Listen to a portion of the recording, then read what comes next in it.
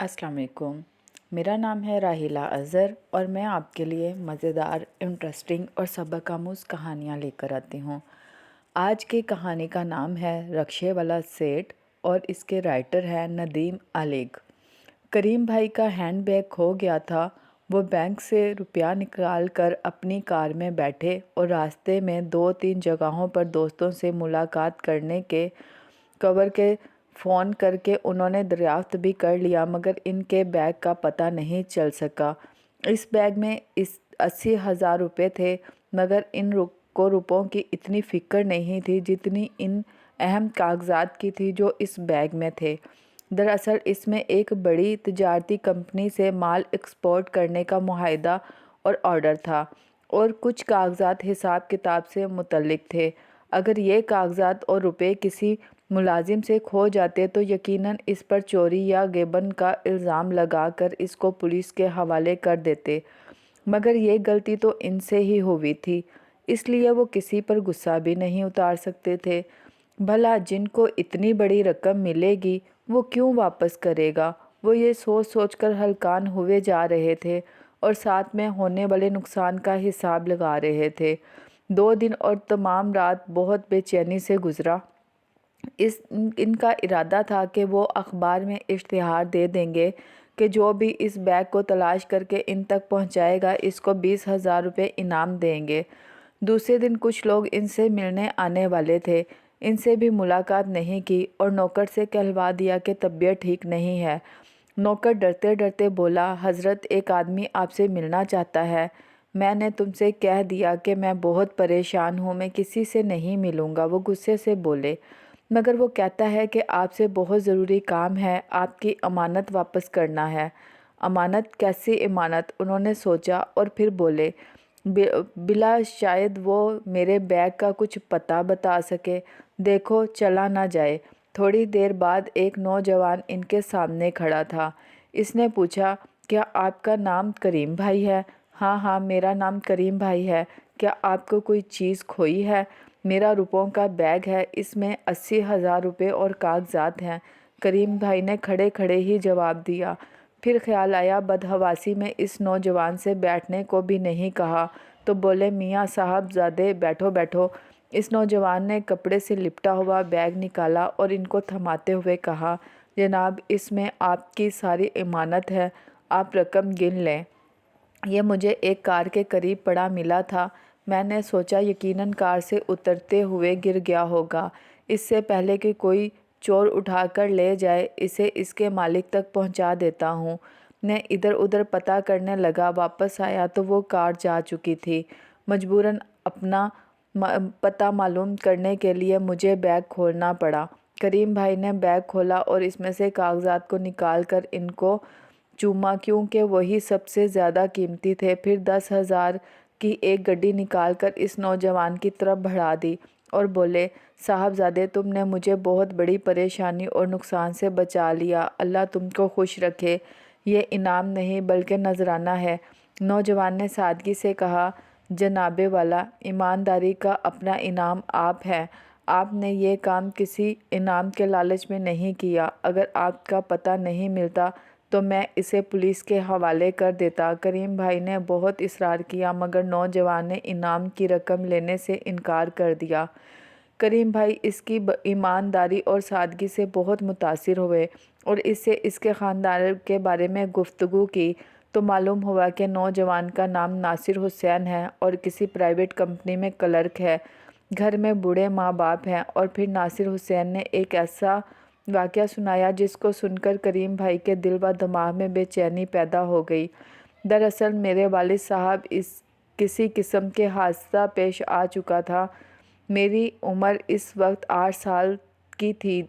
मेरे वालिद अपनी पेंशन और फंड्स का चेक कैश करा कर एक ऑटो रिक्शा में आ रहे थे। रास्ते में मेरा स्कूल था। वो मुझे स्कूल से लेकर खुश खुश घर वापस आ रहे थे। मैं क्लास में फ़र्स्ट आता था। इनको अपना रिज़ल्ट कार्ड दिखा रहा था। इस खुशी में उन्होंने ऑटो रिक्शा रुकवा कर एक दुकान से मिठाई ख़रीदी और कुछ दूसरा सामान भी ख़रीदा था। बदकिस्मती से रुपयों का थैला ऑटो रिक्शे में रह गया। جس میں 20,000 روپے تھے۔ میری بہن کی شادی ہونے والی تھی اور ابا نے یہ روپے اس کی شادی کے لیے نکالے تھے۔ آٹو رکشہ والے کو ہم نے بہت تلاش کیا اور پولیس میں رپورٹ بھی لکھوا دی، لیکن اتنے بڑے شہر میں کسی شخص کا ملنا ناممکن تھا جس کو ہم جانتے بھی نہ ہوں۔ میری ماں اور ابا کو بہت صدمہ ہوا۔ ان کی تمام عمر کی کمائی یہی رقم تھی اور پھر میری بہن کی شادی ہونے کو تھی، مگر میرے ابا صابر انسان ہیں۔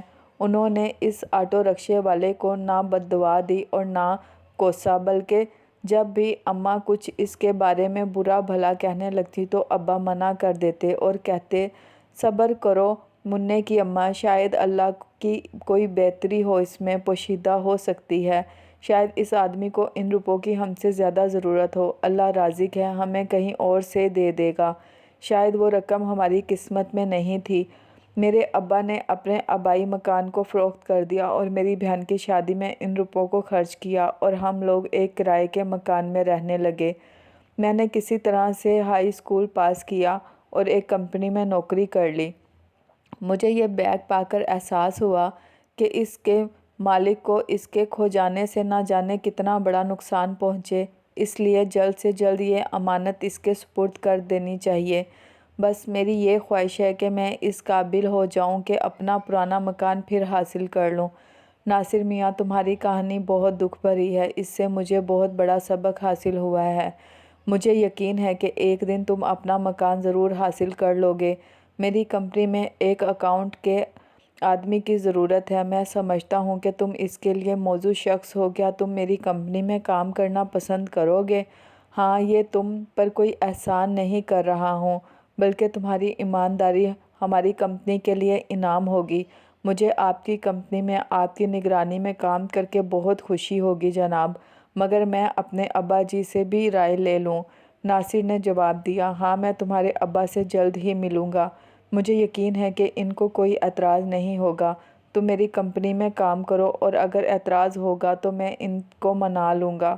کریم بھائی نے ناصر کی پیٹھ تھپ تھپائی۔ اب ناصر حسین کریم بھائی کی کریم آٹو کمپنی میں اکاؤنٹنٹ تھا اور 60,000 روپے ماہانہ پاتا تھا اور کمپنی کی گاڑی اس کو گھر لے جاتی تھی اور گھر چھوڑ آتی تھی۔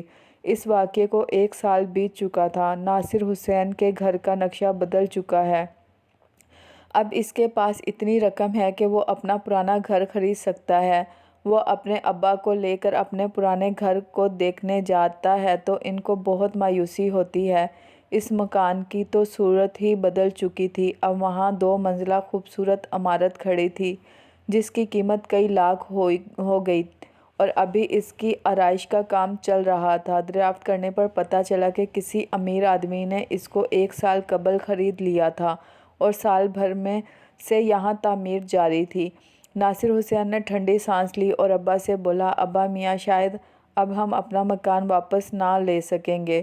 باپ نے بیٹے کے سر پر محبت سے ہاتھ رکھا اور کہا، بیٹا، شاید اللہ کی کوئی مصلحت ہماری بہتری کے لیے ہو، اس میں ہی ہوگی، اس کا شکر ادا کرو کہ ہمیں بہت کچھ دیا ہے۔ کریم بھائی ایک دن اچانک ناصر حسین کے گھر پہنچ گئے اور ناصر کے والد سے اپنا تعارف کرایا۔ مجھے کریم بھائی کہتے ہیں، ناصر میاں میری کمپنی میں کام کرتے ہیں، بہت محنتی اور لائق نوجوان ہیں۔ کریم بھائی نے کہا، جناب والا، آپ کا کس زبان سے شکریہ ادا کروں؟ آپ کا بہت بڑا احسان ہے کہ آپ نے ناصر کو اپنی کمپنی میں کام دیا اور اس پر اعتبار کیا۔ ابھی تو وہ نا تجربے کار ہے۔ ناصر کے والد نے کہا، محترم، تجربے کے لیے عمر کی قید نہیں ہوتی، کبھی کبھی نوجوان جلد وہ تجربے حاصل کر لیتے ہیں جو ہم بوڑھے لوگ کبھی نہیں کر پاتے اور ہمیں مدتوں لگ جاتی ہے۔ کریم بھائی نے ہنس کر کہا، میں آپ کی کیا خدمت کروں؟ آپ مجھے حکم دیتے تو میں آپ کے دولت خانے پر حاضر ہو جاتا۔ میں غریب آدمی ہوں، آپ بہت بڑے انسان ہیں، آپ کا یہ احسان ہے کہ مجھے یہ عزت بخشی۔ ناصر کے باپ نے کہا، آپ مجھے شرمندہ نہ کریں، میں ایک گناہ گار انسان ہوں، آپ کی خدمت میں حاضری میرے لیے ایک نئی زندگی کا باعث ہے۔ کریم بھائی نے ناصر کے والد کے دونوں ہاتھوں کو تھام لیا۔ ارے آپ کیا کہہ رہے ہیں؟ اللہ نے آپ کو دولت، عزت، راحت، ہر چیز دی ہے، آپ پر اللہ کا بڑا فضل ہے، آپ اللہ کے نیک بندے ہیں، بھائی صاحب، یہ واقعی اللہ کا رحم و کرم ہے کہ میں اپنے گناہ گار بندوں کو بھی نعمتوں سے نوازتا ہے، مگر میں واقعی گناہ گار ہوں اور بہت دکھی انسان ہوں۔ کریم بھائی نے ٹھنڈی سانس بھر کر کہا، ناصر میاں نے بتایا تھا کہ آپ سے تقریباً 15 سال پہلے کوئی آٹو رکشے والا آپ کے روپوں کا تھیلا لے کر بھاگ گیا تھا۔ جی ہاں، مجھے وہ حادثہ کل جیسا لگتا ہے، مگر اب اس کے دہرانے سے کیا حاصل؟ اللہ کرے کہ وہ رقم اس آٹو رکشے والے کے لیے آرام کا باعث ہوئی ہو۔ ناصر کے ابا نے جواب دیا، ہوا یہ کہ جب آٹو رکشے والا گھر پہنچا تو اس نے دیکھا کہ پیچھے کی سیٹ پر ایک تھیلا رکھا ہوا ہے۔ اس نے تھیلا کھولا تو اس میں 20,000 روپے تھے۔ اس نے سوچا یہ روپے واپس کر دوں، اور اس کو شیطان نے بہکایا کہ یہ بیوقوفی مت کرنا، یہ تو تمہاری قسمت کے ہیں، رکھ لو۔ اس آٹو رکشے والے نے وہ رقم واپس نہیں کی اور رکشہ چلانا چھوڑ کر ورک شاپ قائم کر لی۔ اس چوری کی رقم سے اس نے مشین خریدی، کام چل نکلا، پھر ایک پرزوں کا کارخانہ قائم کیا، سرکار سے قرضہ لے کر کام بڑھایا اور 15 سالوں میں وہ لاکھ پتی بن گیا۔ اب کاروں کے پرزے اس کے کارخانے میں بنتے ہیں، اور بھی کئی کام کر لیے ہیں، مگر اس کا دل اس کو بڑا ملامت کرتا ہے کہ اس نے بہت بڑا گناہ کیا ہے۔ وہ آپ کی رقم مع جرمانے واپس کرنا چاہتا ہوں۔ مگر سیٹھ صاحب، آپ کو یہ سب کیسے معلوم ہوا؟ اجی، مجھے کیسے معلوم ہوتا؟ اسی آٹو رکشے والے نے مجھے یہ سب بتایا ہے۔ تو آپ اسے جانتے ہیں؟ خوب اچھی طرح جانتا ہوں۔ تو کیا آپ مجھے اس سے ملوا دیں گے؟ اجی، وہ آپ کے پاس سر کے بل آئے گا، مگر بھائی جان ایک شرط یہ ہے کہ آپ اسے دل سے معاف کر دیں گے۔ وہ بہت شرمندہ ہے، شیطان نے اسے بہکا دیا تھا۔ وہ کہتا ہے کہ آپ کا مکان بھی آپ کو واپس کر دے گا۔ کریم بھائی نے اس آٹو رکشے والے کی وکالت کی، مگر جناب وہ مکان تو کسی سیٹھ نے خرید لیا ہے اور اس پر لاکھوں روپے خرچ کیے ہیں، بھلا وہ مجھے کیوں ملے گا؟ معافی کی شرط یہی ہے کہ مکان آپ کو واپس ملنا چاہیے۔ بولیے، منظور ہے؟ جی مجھے منظور ہے، میرا مکان مجھے مل جائے گا۔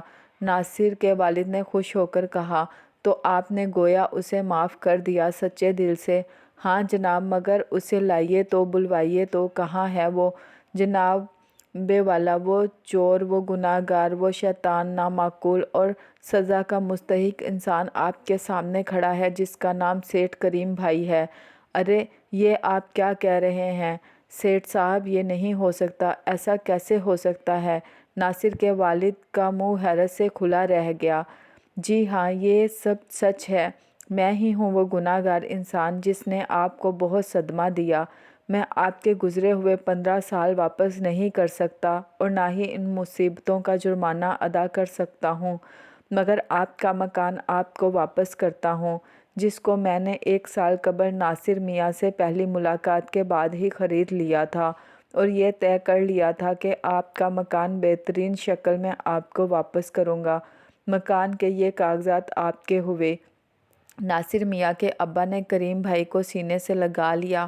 آپ بہت بڑے دل کے انسان ہیں، احساس گناہ اور اس سے توبہ کرنا بہت بڑی بات ہے۔